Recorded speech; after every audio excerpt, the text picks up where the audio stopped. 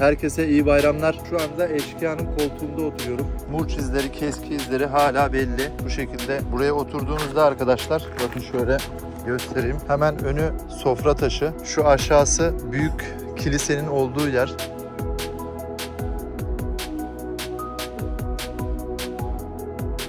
Bakalım hep beraber. Bakın arkadaşlar.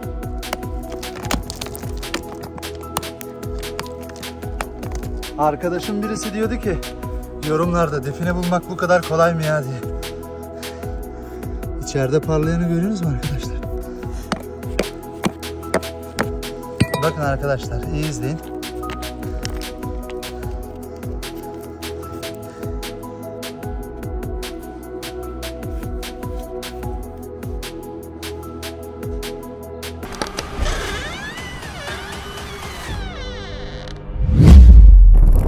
Merhaba arkadaşlar, ben Defineci Yener. Herkesin Kurban Bayramı mübarek olsun. Herkese iyi bayramlar. Burası şu an bulunduğum yer eşkıyanın en çok kaldığı bölge arkadaşlar, Bursa'da. Şu aşağıda Bizans, Roma zamanından kalma en büyük kilisenin olduğu bölge var. Şimdi arkadaşlar şu anda eşkıyanın koltuğunda oturuyorum. Burada bir tane yuvarlak oyma var. Bir tane mezar söylüyor.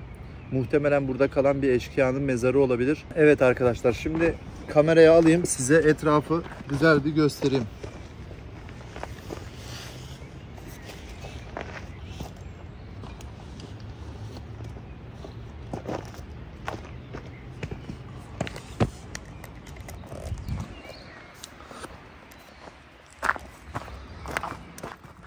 Bakın arkadaşlar, bu eşkıya koltuğu. Şurayı görüyorsunuz. Murç izleri, keski izleri hala belli. Bu şekilde buraya oturduğunuzda arkadaşlar, bakın şöyle göstereyim. Hemen önü sofra taşı. Şu aşağısı o dediğim büyük kilisenin olduğu yer. Tam şurada kayanın ucunda bir yuvarlak oyma var. Gördünüz mü arkadaşlar? Tam şurada, parmağımın ucunda. Şimdi buralar çok kurcalanmış, kırılmış, dökülmüş. Bakın yuvarlak oymayı da göstereyim burada. Burada bu bölgede bir mezar var diye düşünüyorum arkadaşlar. Bu yuvarlak oyma muhtemelen mezarın işaretçisi. Bir de size şurayı göstereyim arkadaşlar. Bakın. Bu kayaların arasından bu şekilde patika geliyor. İleri doğru gidiyor. Ayrıca de buraya geçiş var. Eskiden burada arkadaşlar, bundan bir 30 sene öncesine kadar demir kapı vardı. Demir kapının halkaları dahi daha düne kadar duruyordu ama artık hiçbir şey kalmamış. Şimdi oraya da göstereceğim kapının takılı olduğu yeri. Burası geçiş noktası arkadaşlar. Buradaki eşkıya muhtemelen sadece nöbet tutuyordu arkadaşlar. Bu koltuk sadece burada nöbet tutan eşkıyanın oturması için yapılmış diye düşünüyorum. Define işareti olarak değil. Buradaki define işareti bu yuvarlak oyma. Bu yuvarlak oyma da buradaki mezarı söylüyor. Bir de şunu söyleyeyim arkadaşlar. Burada ufak tefek saklamalar yapılmıştır eşkıyaya ait. Asıl güzel malzemelerin olduğu yer arkadaşlar, bir şu karşıdaki mağaralar var. Bir de şu yukarıda gördüğünüz kayalık alan var ya, orada bayağı bir mağara var arkadaşlar, o taraflarda. Şimdi alan taramamızı alalım. Bakalım burada bir ufak tefek de olsa saklanmış veya bulunmamış bu zamana kadar bir şey kalmış mıdır? Görelim arkadaşlar. Bakalım ne yapacak.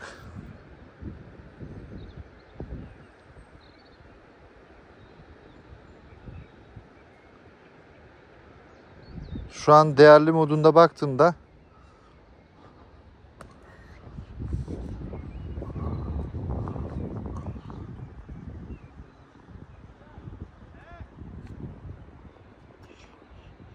bakın buraya doğru getiriyor. Burada geri dönüyor. Şöyle yapalım.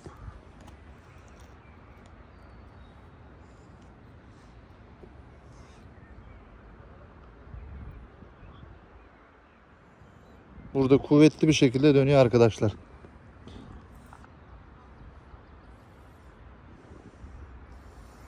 Bu arada arkadaşlar alan taramayı kendi eliyle çeviriyor diyenler oluyor.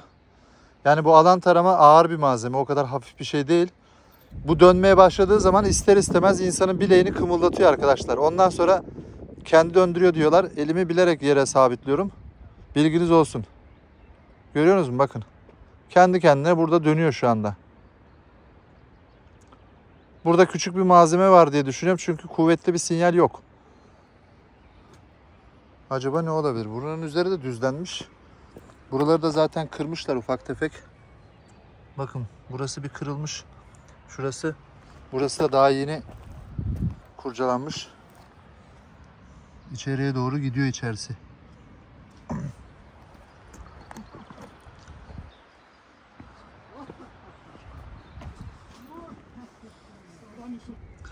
Arkadaşlar dağcılar denk geldi.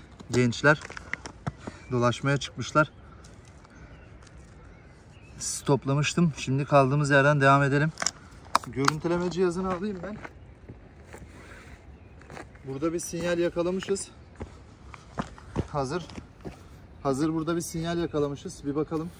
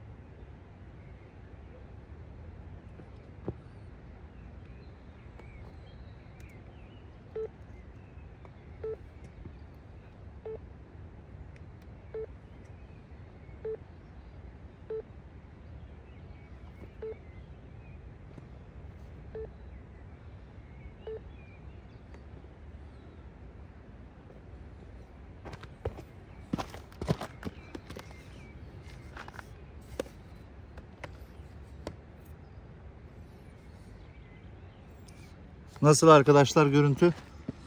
Şöyle şuradan bakalım hep beraber. Bakın arkadaşlar.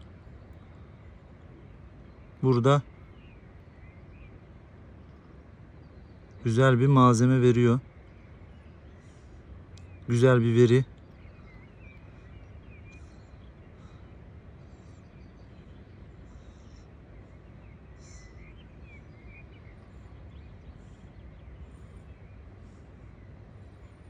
Evet.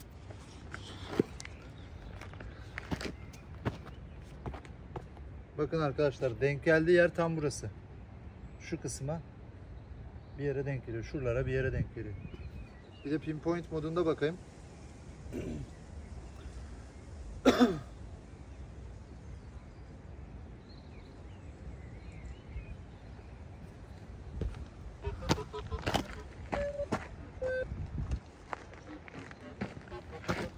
Kalibrasyonunu yaptım arkadaşlar. Burada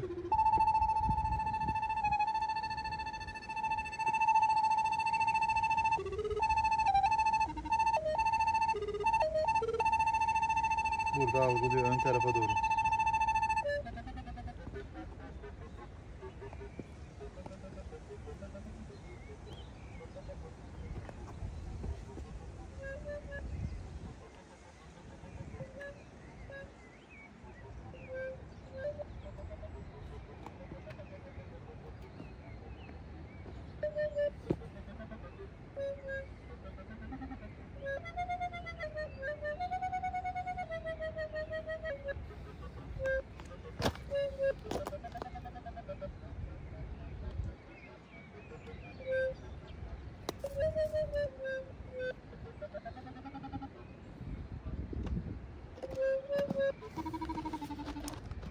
Koltuk taşına da baktım arkadaşlar, bir şey var mıdır diye. Koltuk taşında bir şey görünmüyor.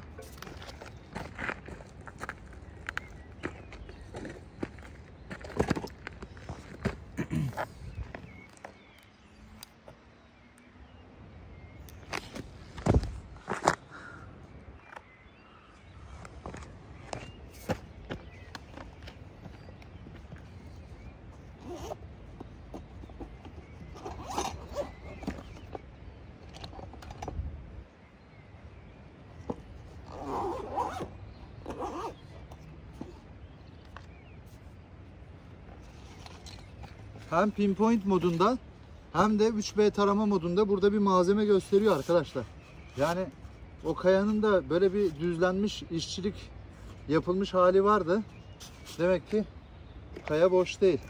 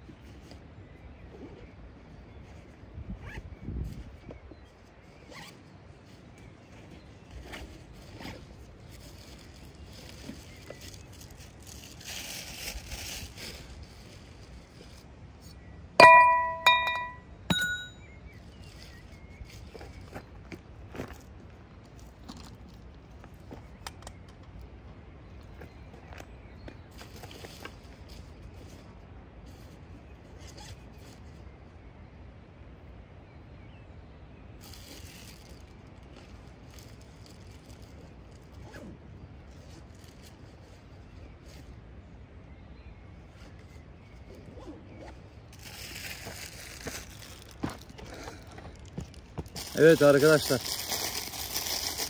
incelemeler tamam. Şimdi çalışma yapalım. Bakalım bir şey var mı yok mu görürüz.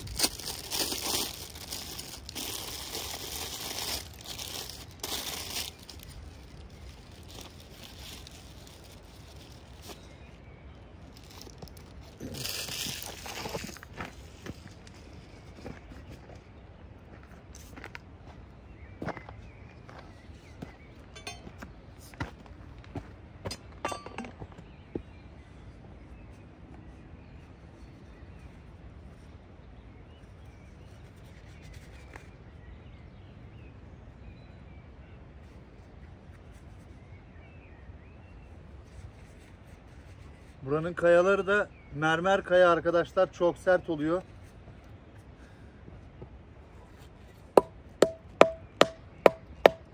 Oo, arkadaşlar bakın. Burada gayet güzel bir şekilde boşluk sesi veriyor. Şöyle yapalım şimdi madem.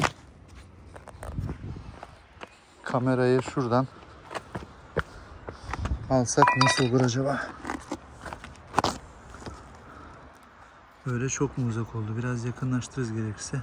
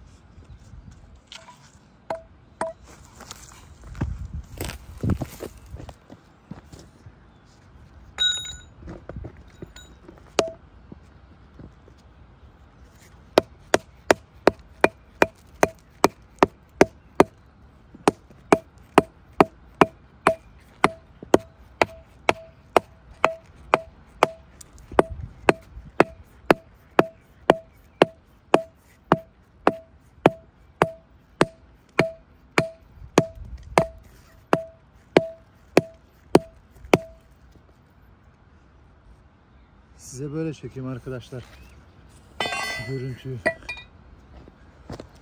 Her şey net görünsün.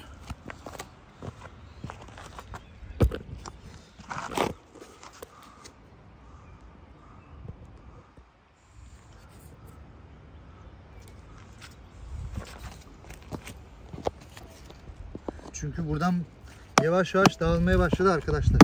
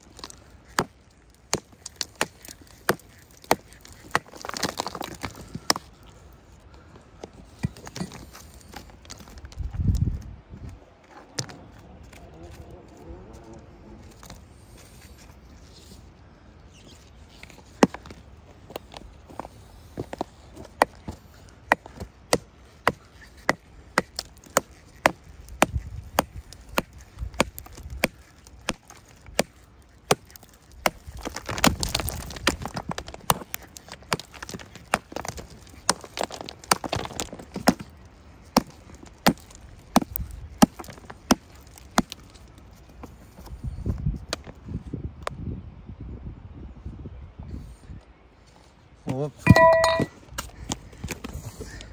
Arkadaşım birisi diyordu ki yorumlarda define bulmak bu kadar kolay mı ya diye.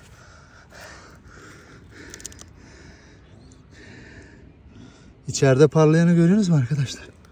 Ha? İçeride parlayanı görüyorsunuz mu? Bakın şimdi. Bakın arkadaşlar, iyi izleyin.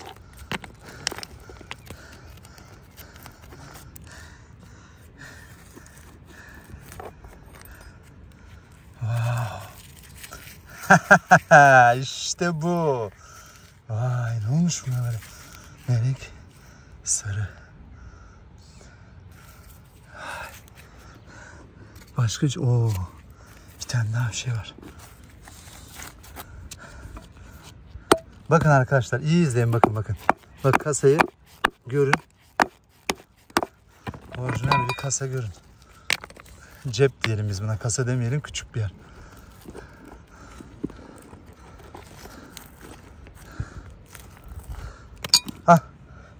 Dışarı attık abi. Nereye gidiyor, buradaymış.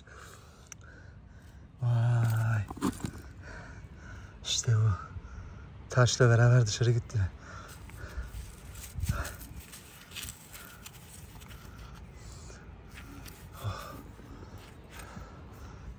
Başka bir şey var mı?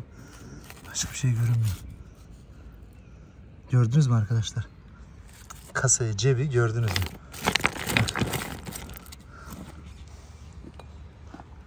Bakın. Açılan kasa. Koltuğun hemen sol tarafı. Böyle iki tane malzeme. Dağcılar vardı. Çok sesli konuşamıyorum. Sevinemiyorum da şu anda. Ne olur ne olmaz. Gelirler ortakçı çıkmasınlar. Vay. Bileklik çok güzel. Bakın şimdi. Şuraya kamerayı sabitleyeyim ben. Nasıl yapalım? Şöyle. Aynen. Benim bileğime girer mi? Ha, şöyle. Vay. Nasıl arkadaşlar? Yakıştı mı? Çok güzel oldu. Tam benim bileğime giremiş. Bu benim olsun ya. He? Oksitlenmiş bu. Bir de kararmış. Bu muhtemelen gümüş arkadaşlar. Yumuşak zaten malzeme. Gümüşten. Bir de şunu, kamerayı biraz uzak yapalım. Evet.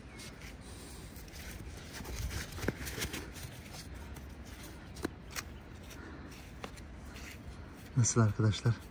Çok güzel.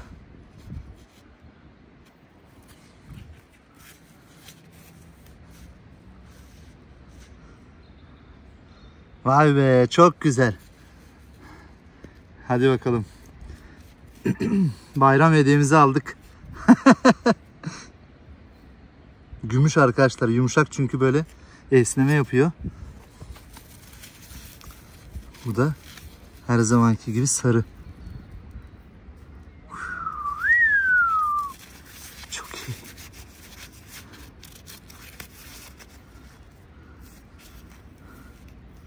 Nasıl parlıyor, görüyorsunuz değil mi? Evet arkadaşlar, güzel bir çalışma. Bunları hemen zulaya atalım. Ondan sonra biraz daha kurcalayalım sağa sola. İçeriği biraz daha kırmaya çalışacağım. Bakalım başka bir şey var mı?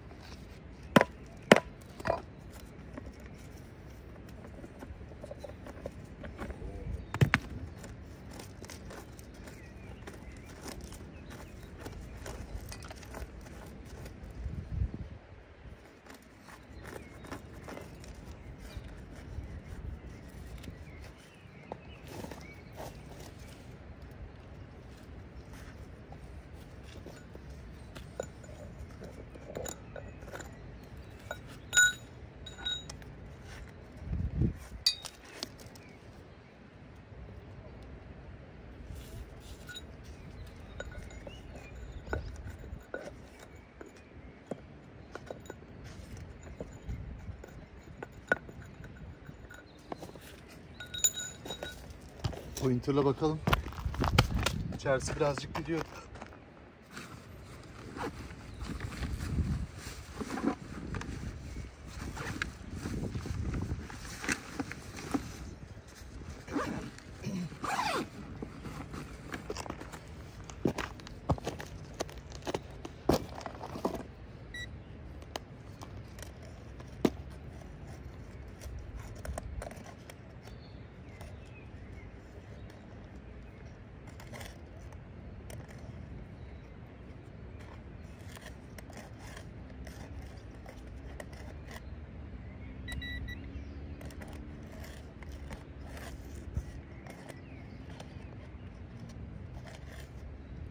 Boş arkadaşlar. Güzel bir cep.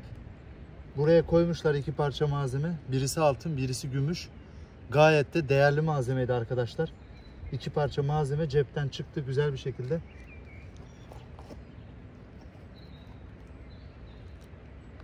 Alan tarama bu noktayı çekmişti. Şimdi arkadaşlar etrafı iyice bir dolaşacağım. Şüpheli bir nokta var mı bakacağım. Alan taramayla da bakarım gerekirse. Başka bir malzeme var mı diye. Kaldığımız yerden devam edelim şimdi. Buranın işlemi bu kadar. Kapatalım burayı tekrar arkadaşlar, anlamasın. Böyle dolduralım bunları buraya. Böyle neyse açık kalsın. Birileri gelip bir şey var mı diye kurcalar durur, uğraşırlar.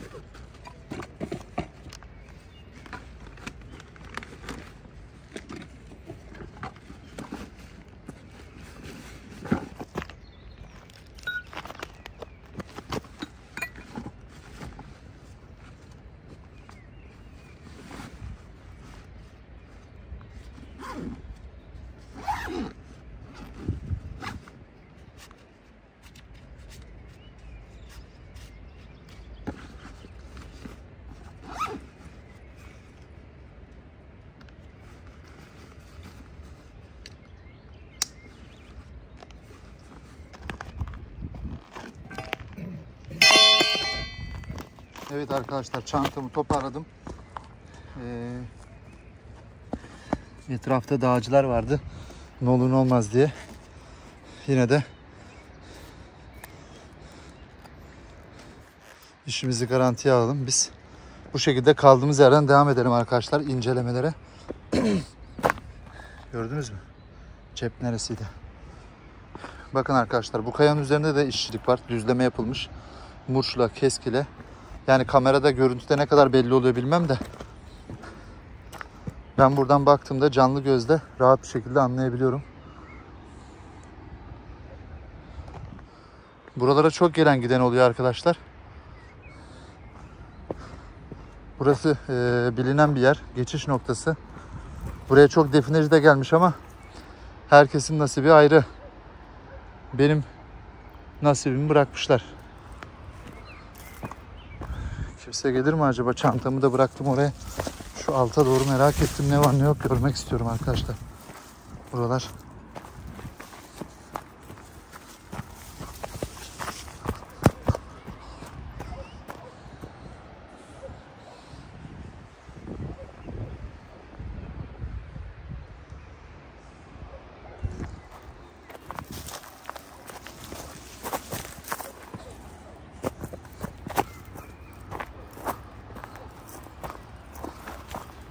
Buradan bir patika gibi yol gidiyor. Vay vay vay. Evet. Arkadaşlar bakın şimdi. Size ne göstereceğim. Burası o yukarıda gördüğünüz oyma vardı ya arkadaşlar. Videonun başında göstermiştim. Mezar oyması. Bakın arkadaşlar, burası mezar odasıymış. Burası dönem soygunu yemiş. Bu önünden de bir malzeme almış olabilirler. Şurası şöyle oyulmuş şekilde çünkü. Buradan bir malzeme alınmış sanırım. Etrafta bir oyma, sunak, işaret bir şey var mı diye bakıyorum şu anda. Yok. Burada olmamasının sebebi de o yukarıdaki sunak buradaki mezarın sunağıymış arkadaşlar. Şuralara bakalım, inceleyelim. Gördünüz mü arkadaşlar mezar odasını? Evet.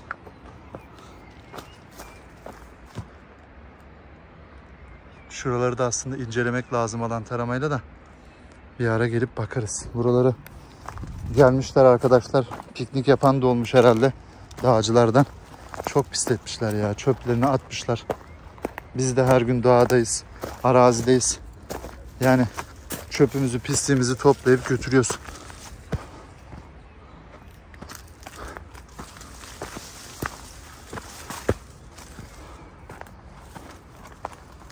Mezar odasını gördünüz değil mi arkadaşlar? Çok güzeldi. Şimdi bakın size şeyi de göstereyim. Bakın arkadaşlar burada. Şimdi o geçiş noktası dediğim yer burası arkadaşlar. Eşkıya koltuğu hemen üstteydi. Bakın burada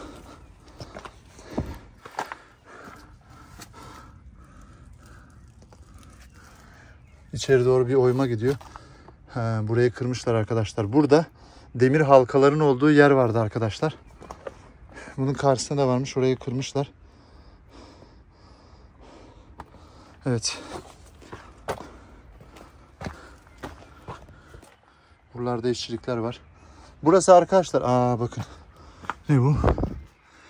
Burada bir tane oyma var. Buralarda işçilikler var arkadaşlar. Şurası içeri doğru gidiyor. Örümcek ağı kaplamış. Arkadaşlar burası muhtemelen, bakın burası muhtemelen kapalıydı. Böyle dar bir ara vardı. Kıra kıra, çünkü bak burada işlem yapılmış arkadaşlar. Burayı kırmışlar, düzlemişler. Bu yol açılmış buraya. Özellikle geçiş noktası, yani geçiş noktası derken arkadaşlar birisi geldiğinde bu bölgeye eşkıya onları kontrol edebilsin diye. Şimdi şurası çok ilgimi çekti arkadaşlar, bakın. Şöyle burası. Bakın buradan böyle çizgi geliyor ve şurada bir tane murç deliği var. Tam şurada. Bir de şurası çok ilgimi çekti arkadaşlar. Bakın. Şu aradaki kayayı görüyorsunuz mu? Onu şimdi size yukarıdan tekrar göstereceğim orayı. O kaya oraya yerleştirilmiş gibi duruyor arkadaşlar. Aşağı doğru balığa benziyor şekli. Benim gözümden kaçan bir şey varsa yorumlarda belirtin arkadaşlar. Buralar önemli bölge.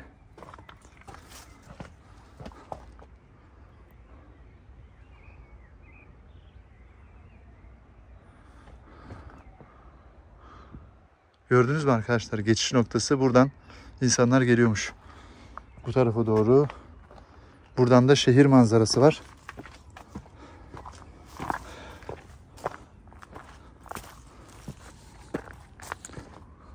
Eşkıyanın koltuğuna da buradan gidiliyor. Bu şekilde gelip burada oturabiliyorsunuz arkadaşlar. İsteyen gelip burada bu güzel manzarayı izleyebilir.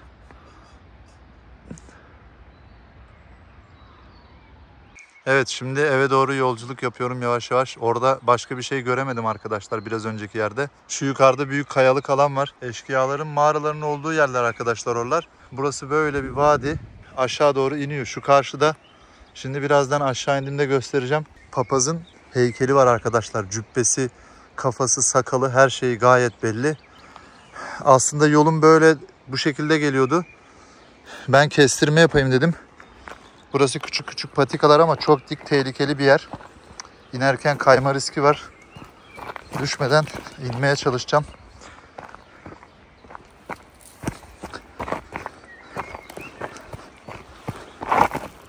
Of. Yerler mıcırlı olduğu için arkadaşlar kayma riski çok fazla. Şuraya bakın. Kışın yağmurda böyle bu mıcırlar akarak gelmiş aşağı doğru.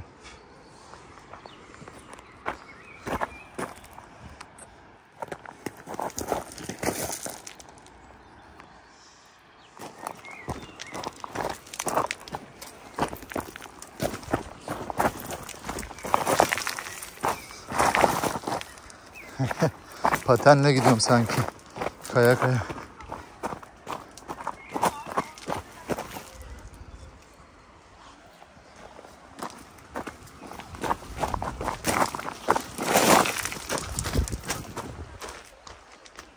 Buradan patika içeri doğru gidiyor arkadaşlar. Burada içeride de define saklanmış olma ihtimali olan yerler var ama buraları hep kurcaladılar, temizlediler diye düşünüyorum. Bir şey kalmadığını düşünüyorum. Çünkü bir sefer geldim burada alan taramayla baktım. Pek sinyal falan alamadım arkadaşlar. Aşağıdan şimdi insanlar geçiyor. Onlar geçsin. Biz de şöyle buralarda bir oyalanmış oluruz hem. Bakın burayı daha yeni kazmışlar yine defineciler. Tam şurada belli oluyor mu bilmem. Kayanın dibini kazmışlar arkadaşlar.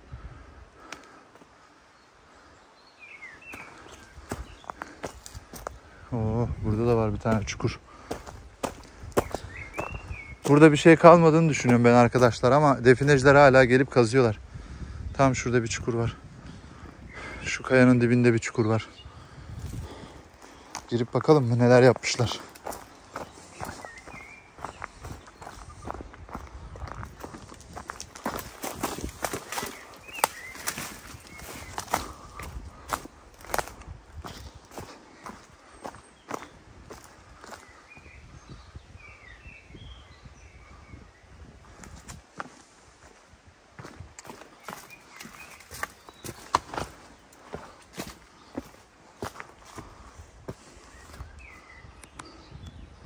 Evet.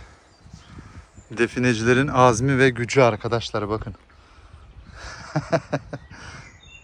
Güzel bir çukur. Şu kayalar da burada.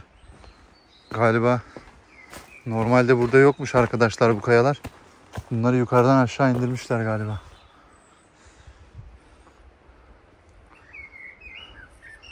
İnsanoğlu neler yapıyor. Dağ dayanmaz bize, dağ.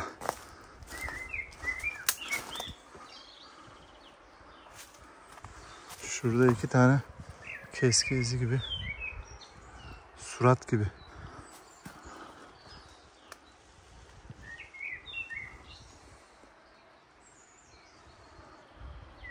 Ben buralarda alan taramayla daha önce baktım. Hiç sinyal alamadım arkadaşlar. Yani ben burada bir şey kalmadığını düşünüyorum. Ama olabilir de bilemeyiz.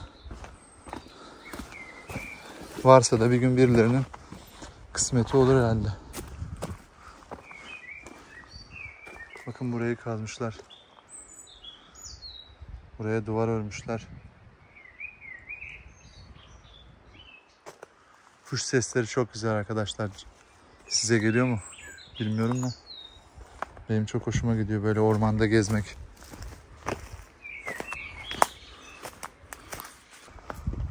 Bu patika yukarı çıkıyor. Yukarıda bir tane daha patika var, ona birleşiyor. Buralar çok dik kalıyor işte arkadaşlar. Ben normalde gelirken buraya daire çizerek geldim. Dümdüz yorucu olmadı. Şimdi giderken kestirmeden gideceğim. Hemen altında bir ana yol var. Oraya vardığım zaman bir daha o yol arabaya kadar götürecek beni arkadaşlar. Aşağıda çok büyük bir dere akıyor. Sesi bana geliyor şu anda.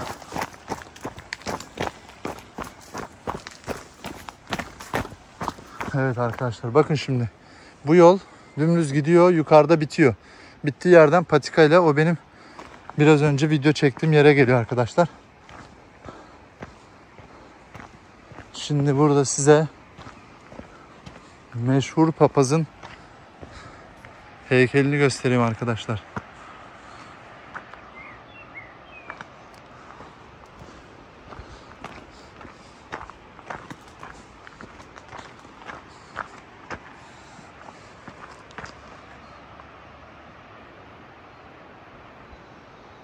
Gördünüz mü? Dikkatli bakın arkadaşlar. Kafası, sakalı, uzun boylu bir papaz arkadaşlar. Kral olma ihtimali yok. Kral olsa biraz daha farklı yaparlardı ve daha belirgin olurdu. Bu bir papaz heykeli. Şimdi biraz daha böyle gelelim.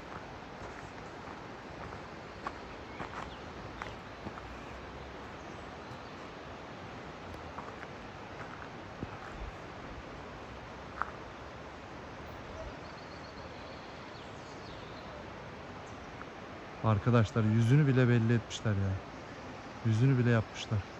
Biraz burnu uzunmuş bu papazın. Bana öyle geliyor. Hemen şu aşağısı arkadaşlar bakın şu altı. Şöyle göstereyim. Şu aşağısı hemen dere en kenardan geliyor. Hemen yan tarafında eskiden çok büyük bir kilise varmış. Bursa'nın en büyük kilisesiymiş arkadaşlar orası. Şimdi burada karşıda mağaralar var. Onları da göstereceğim size. Bu karşıdaki büyük kayalığın en altında bir mağara var. Onun içinde darphane olduğunu söylüyorlar arkadaşlar. Bakın karşıdaki mağaraları görüyoruz herhalde.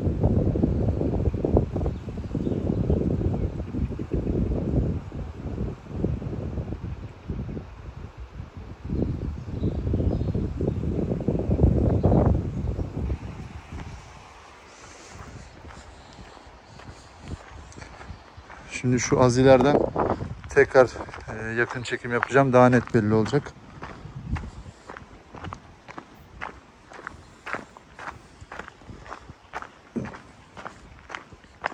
Buraya araba gelmiyor arkadaşlar. Bu yangın yolu olarak itfaiye için açılmış. Aşağıda demir kapı var büyük. Hiçbir şekilde araç girişi yasak. Buradan artık şehir de görünmeye başlıyor.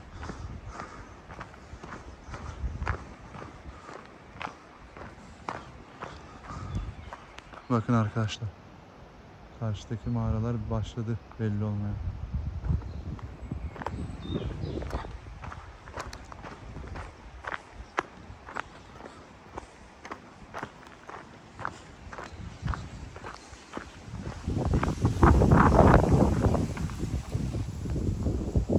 Darphane dedikleri yer arkadaşlar tam şurası.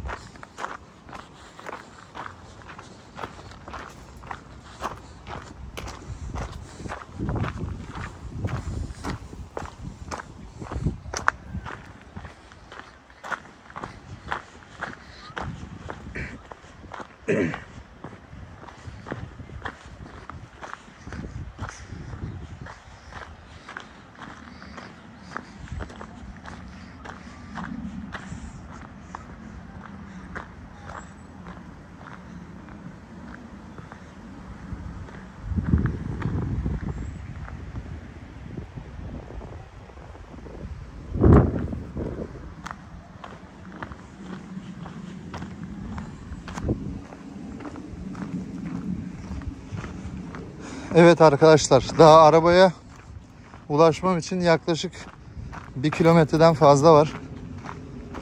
Uzun sürmesin video. Yavaş yavaş sonlandırayım. Bu bölge benim en sevdiğim bölge arkadaşlar. Uludağ'ın etekleri oluyor burası. Çok güzel bir yer. Yeşilliği her zaman var. Hiçbir zaman bitmiyor. Yaz kış hep yeşil arkadaşlar bu Uludağ.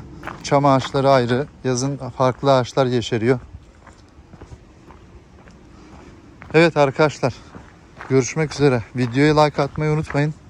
Takip etmeyen varsa da beni takibe alsın. İyi bayramlar. Kendinize iyi bakın. Görüşmek üzere arkadaşlar.